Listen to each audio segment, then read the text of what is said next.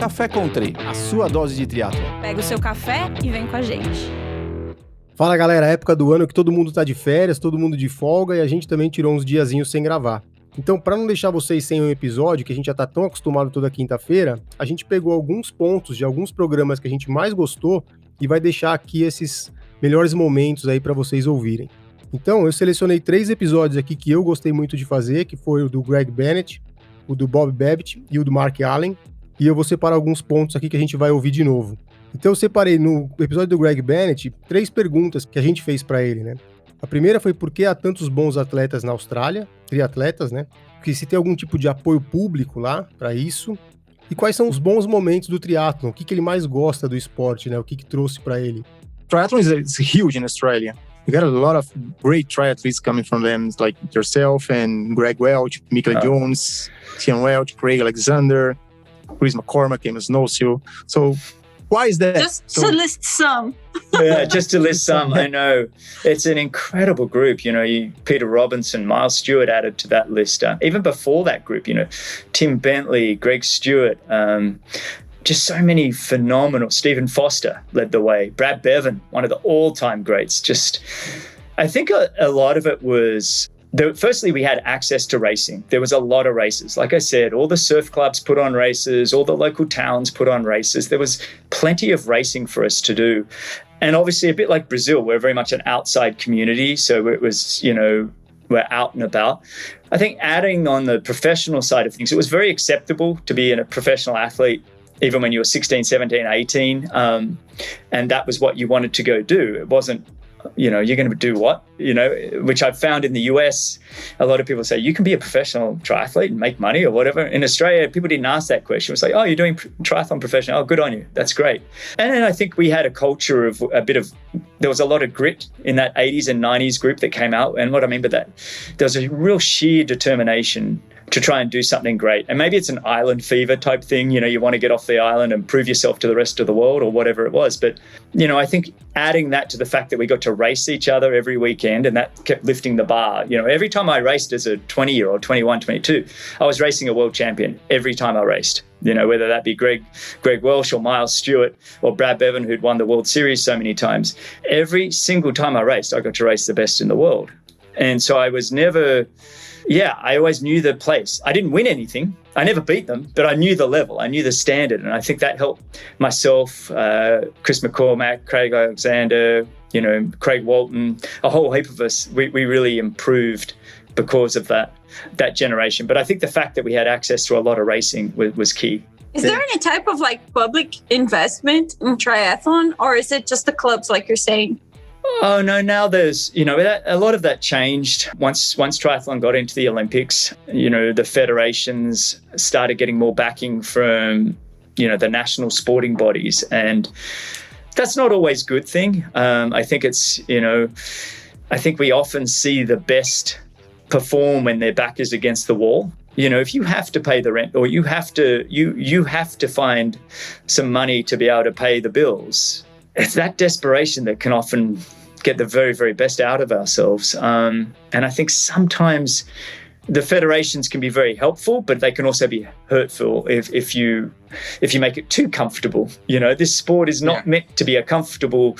It is meant to be tough. It is meant to be challenging. It's a brutally punishing sport, but that's what we want it to be, because it's overcoming that brutality that life really begins. You know, I really feel like comfort is a disease. You know, it's a bad drug. We don't want to get too comfortable. And so I think that was always what we had coming out of the 90s. I think in the noughties, the federations did get a little bit more involved.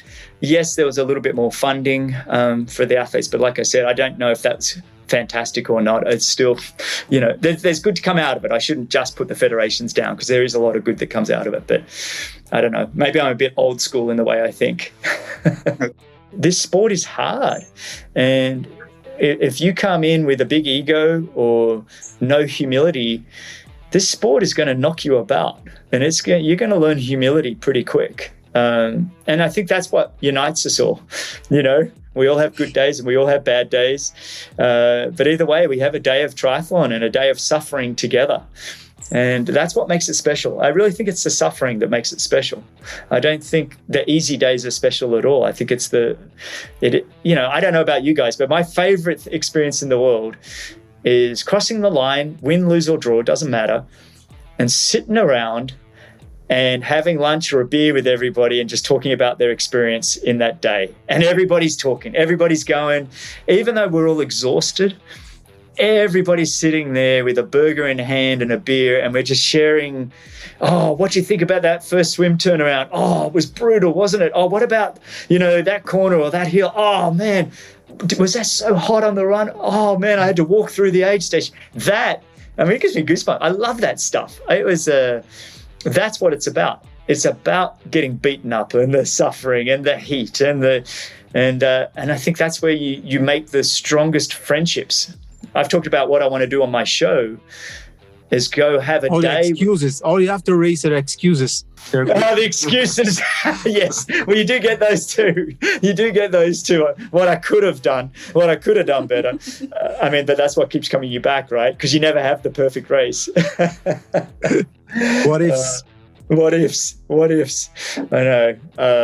But sometimes it's those bad races you remember far more than you do the wins or the good ones, Some of those bad ones are the great stories. Chris McCormack and I referred to them as remember wins. Pro Babbitt, a gente perguntou sobre o surgimento do triatlon em San Diego e o Ironman, né? Como que surgiu isso lá atrás. O primeiro Ironman dele, que ele descreveu aí em detalhes, que eu acho que é uma coisa muito legal, né? Inclusive a chegada. Uma das falas dele que eu gosto muito, que é de colocar o triatlon como um esporte para todos, onde ele explica isso. E o momento mais importante da história do Ironman, que para ele foi o momento da Julie Moss. Então ele vai explicar um pouquinho esses 3 momentos aí que vale a pena ouvir de novo. Well, the sport started in San Diego, and there was a group called the San Diego Track Club. And so triathlon didn't really start as its own sport. It was sort of something to do that wasn't just running. So they go to a little place called Fiesta Island, where I still ride today. There's actually a plaque at the start of the island commemorating the first ever triathlon there in 1974. But the runners would meet at Fiesta Island and do it was a run, swim, ride, just sort of mix it up. It was really just a workout. And next thing, I think the first trophies were bowling trophies because they didn't have a triathlete, or it might have had a runner on it. And then in those early days, it was Scott Tinley and Tom Warren and a lot of the folks who lived in San Diego and all the hardcore runners. And then 2 of the people who had done those early races in 1974, John Collins and his wife Judy, John had been reassigned, he was in the military, to Oahu. And they were with the swim group down there, they were with the run group down there, and they had just finished doing a run around the island of Oahu called the Perimeter Relay. And it was an article in Sports Illustrated, which was a big, sort of the Bible of sport back then. And the article said that Eddie Merckx, the 5-time Tour de France champion, was the greatest endurance athlete in the world. And these guys had just finished this run around the island, and they're like, well, wait a second. Why isn't the swimmer who's the greatest athlete? Why isn't it the runner? And John Collins got up in front of this group and goes, we're going to find out once and for all who the greatest athlete is. We'll take the Waikiki Rough Water Swim, which is 2.4 miles, the Around Oahu Bike Ride, which is 112 miles, and a Honolulu Marathon, which is 26.2 miles. We'll put all 3 of them together and we'll call the winner the Ironman. So you saw the Sports Illustrated coverage on this crazy thing, and you showed your roommate, and you both decided to join the race the following year. We had met rock climbing down in Mexico, and we were living in a little apartment down by the beach and read this article, and we didn't have a clue. We didn't own bikes. So when we went for a ride, we were starting to think, well, it's 112 miles. Maybe we'll average 10 miles an hour. We're going to be riding in the dark. So when we bought bikes at a police auction, my bike had been burned in a fire. So the whole back end was charred. It cost me $75. So I put panniers, sleeping bag, and tents on the bike because I thought you swam 2.4, rode 56, camped out, rode back the next day, and ran the marathon. I didn't know you did it in one day. Nobody really knew. You couldn't go online. and find out how to do this silly stuff. And my crew is behind me with their little convertible, because no roads are blocked off. You can do whatever you want. Crew is behind me with their lights, their headlights on me as I'm running up Diamond Head. And I started thinking, this is so cool. I never thought I could do this in one day. And there's gonna be bands at the finish. There's gonna be all sorts of excitement when I get there. I can't wait to see cheerleaders. There's gonna be everything. I come down into the park and all I see is a light bulb above my head and a chalk line across the road. And I sort of hear a voice in the darkness. It's like, hey, you. Yeah. You in the race? Yeah. You're done. There was one guy doing one-arm push-ups. There was no Mike Riley. Yeah, no where's band. Mike Riley? No band. No Mike Riley, no music, nothing. Just me and one other finisher and a guy doing one-arm push-ups. And that was it. You know, as I'm running along thinking, this is something anybody can do, right? It's not, if you're a baseball player or a soccer player, you have to have an inherent set of skills, hand-eye coordination. What do you need for our sport? You know, if you swim a little bit and you wore like floaties on your arms when you were a kid, you're a swimmer. If you had a paper route and rode a bicycle and threw newspapers to somebody's door, you were a cyclist. And if you could jog a little bit, you were a runner. So you didn't need a lot of skill. If you did a little bit each day of those sports, you become a triathlete. And there's nothing better than finishing a race. Finish lines are addicting. So I knew if we could get people to a starting line, that they would get to the finish line and love our sport. And it's, you know, pretty much grown from if the sport started in 74 and Ironman started in 78, by the year 1996, we've been accepted into the Olympics. Right? Think about that. Really 20 years from a sport that didn't exist to being accepted in the Olympics. And then we premiered in 2000. And Bob, throughout this period that you have been to the Big Island, who are the athletes, men and women, that stood out to you, and why during? Well, one was, when you talk about the most important moments in our history, it's number one is Julie Moss.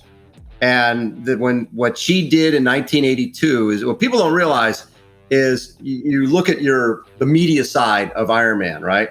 You had Sports Illustrated covering it in 79, and that led from 15 people to 108. And then in 1980, our last year on Oahu, ABC Wide World of Sports started covering the event. And they covered it, and it was great in 80 and 81. But in February of 82, the numbers really hadn't grown that much.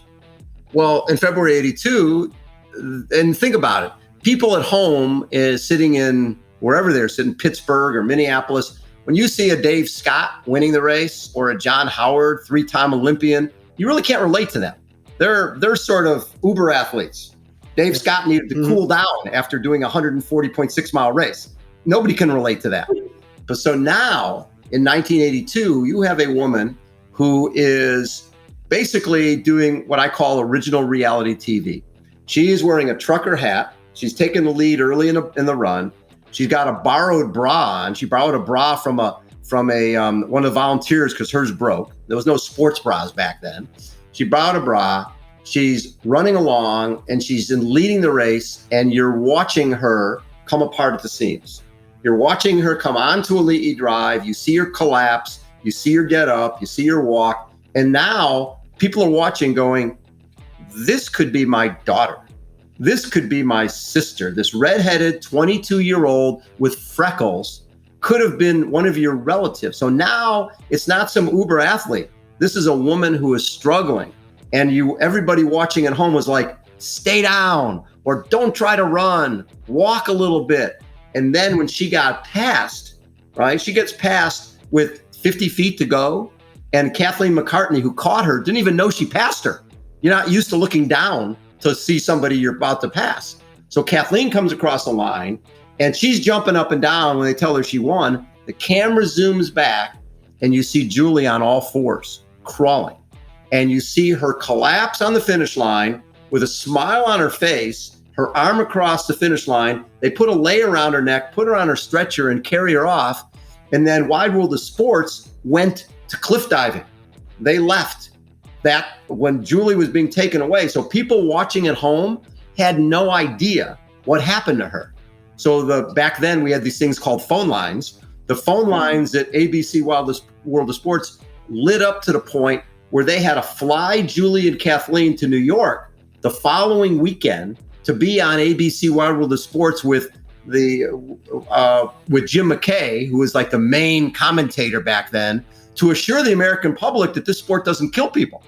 I mean, these two girls were 22 years old. They're both college students. They've never been to New York before, never been in a limo before. They're sitting at Wide World of Sports, and all of a sudden, all these people are like, what is it about that finish line that's so important that someone will crawl to get there? And how do I get some of that in my And be happy. And be happy.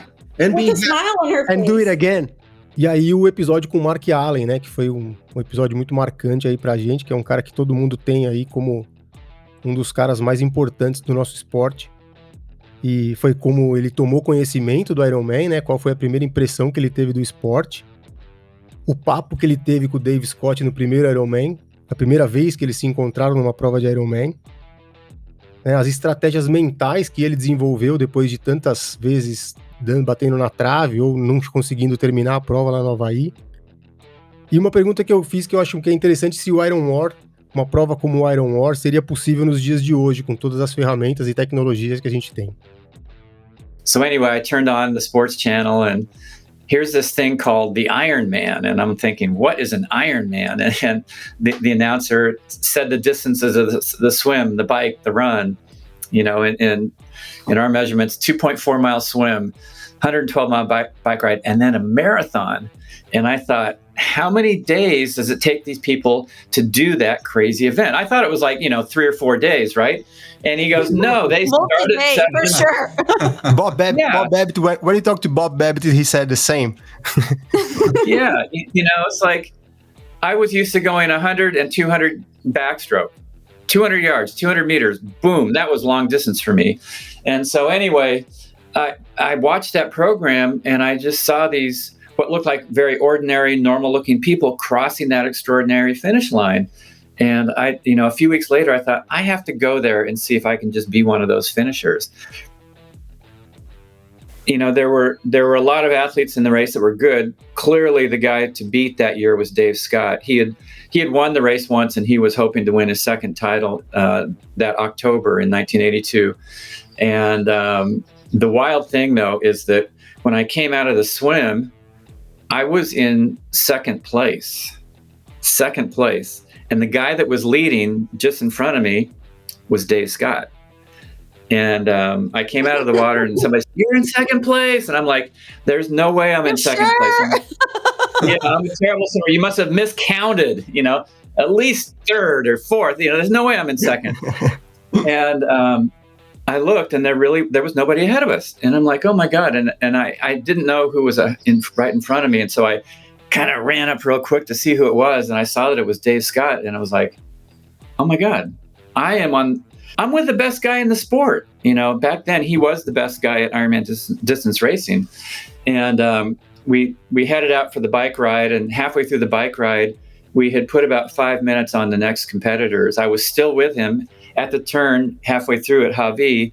And we rode a little bit further together. And I pulled up next to him at one point because I'd never talked to him. You don't run into Dave Scott on the street. He's like a superhero kind of a guy. And I pulled up next to him and we're biking and I go, hey, Dave, when we're done with the bike, do you want to go for a run? And he looks at me like, what are you talking about? Anyway, so he put his bike into a big gear and he took off. And so I thought, all right, conversation with the champ is over. And I clicked my bike into a big gear and I heard this just terrible grinding sound. And I looked down and part of my derailleur had broken off and was dragging on the ground. And so off-road Dave Scott, he won his second Ironman title that year in 82. I didn't finish the race, which was my one and only goal.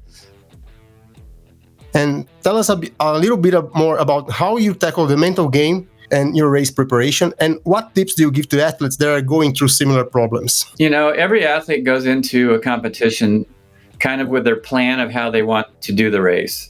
And maybe if you're trying to win your age group or trying to win the event overall, like I was, you know that there's going to be a few athletes who might be the toughest challengers. And so you figure out, okay, what do I need to do to beat this person, to beat this person, to be ahead of that one?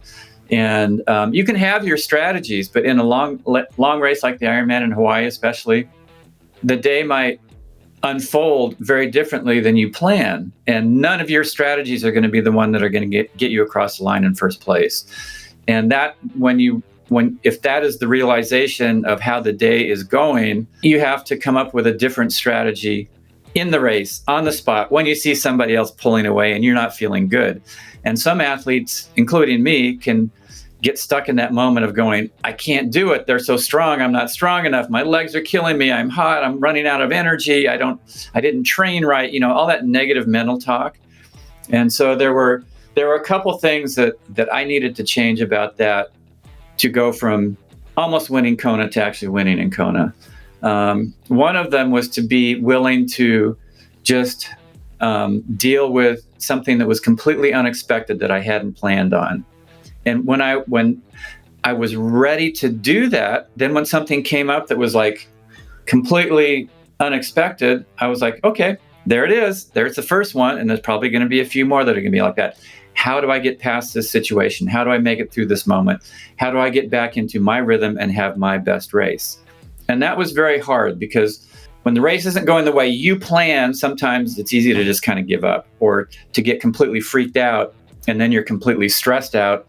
And then you can't just relax and do what you're trained to do. The second thing was that sometimes in those difficult, impossible looking moments where your dream feels completely out of reach, sometimes you can't come up with the answer right there in that moment.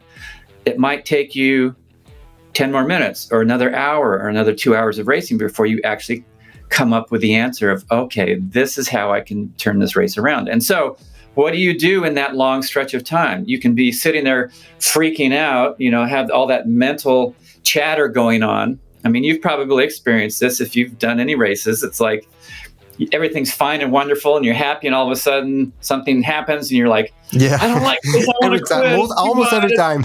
That emotional roller coaster, right? Yeah, it's like you feel good, you feel terrible. You feel good, you feel terrible. And so in those moments where you can't come up with a solution, the second thing that I had to learn how to do was to just get my mind to be quiet, to just go, okay, there's that quiet space. And when you're quiet, you don't need to feel good to keep going. And if something's challenging, you don't have to have the answer right then. And it brings you back into the moment that you're in right there. You take the next pedal stroke, you take the next foot, you take the next foot strike in the run. You just keep going minute after minute after minute. And then eventually in that quiet, sometimes the answer does come. And I'll tell a story about that later. Another question that I'd like to ask you is, you talk about power meters and heart rate, and do you believe that a race like the Iron War will be possible today in like with all the technology, with all the controlling the athletes have? Yeah, because ultimately in a race, even with all your power meters and heart rate monitors and everything, at some point you shift into, hopefully, and especially if you need to, you shift into a way of racing that goes beyond the numbers, where you're able to do something that nothing in your training would say you're able to do. And of course, once you do it in the race, you can look back and go, oh, well, it was this workout or that workout that showed that I had the capacity to do this. But you shift into a thing where it's like, you don't care about the numbers. You're just focused on trying to get it across the line ahead of somebody else. Yeah.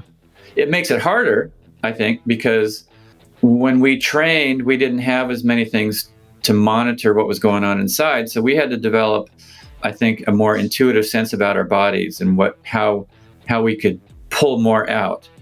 Today, everybody's looking at numbers and, fine tuning their training. Obviously it's working. Look at somebody like Gustav Iden. He's super dialed into numbers with, the way they're training in Norway, and Christian Blumenfeld. But at the same time, there's a human element that maybe doesn't get worked on as much when you can just keep looking at this and go, okay, yeah, that's good.